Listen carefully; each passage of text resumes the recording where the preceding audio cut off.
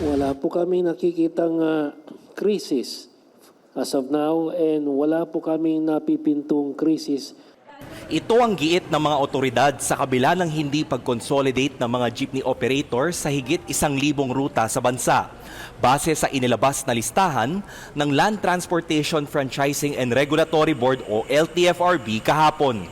Hindi raw nababahala ang mga transport regulator dahil karamihan sa mga rutang walang nag-consolidate ay yung tinatawag na secondary o short distance routes. Ang iba sa mga secondary route naman daw, duplicate na mga major route o yung mahahabang ruta. Ibig sabihin, dadaanan ang mga ito ng ibang mga jeep kahit marami ang hindi nag-consolidate doon.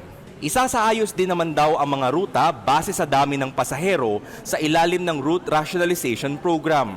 While majority of them are short distance routes, meron din ho sa mga ito na mga duplicates. No? Kaya lang ho, nakasama sila sa inventaryo dahil nga ho, counted sila as another.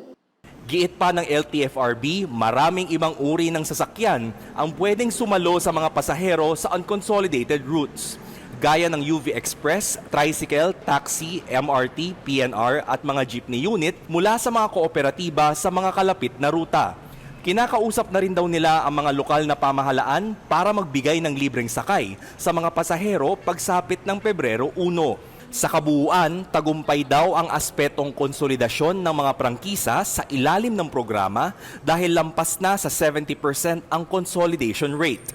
Kami po ay nagagalak sa nakita naming resulta. If you notice po, there is 76.6 consolidation rate. Ibig sabihin, it's a resounding success for us. Pero ang ilang pasaherong sumasakay sa rutang Project 7 hanggang Recto via Espanya, di pa rin maiwasang mabahala. Isa kasi ang rutang ito sa mga naitala ng LTFRB na walang operator na nag-consolidate sa isang kooperatiba o korporasyon. Parang may hirapan po and sobrang hassle po para i-phase out po yung ibang jeep. Kasi yun po yung lagi namin sinasakyan, so mahirapan po kaming sumakay. Mahirap mag-adjust. So kung wala pong jeep na masasakyan, Paano na po?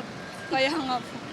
Ang Office of Transportation Cooperatives naman, hinihimok ang mga operator na sumama sa mga kooperatiba o korporasyon.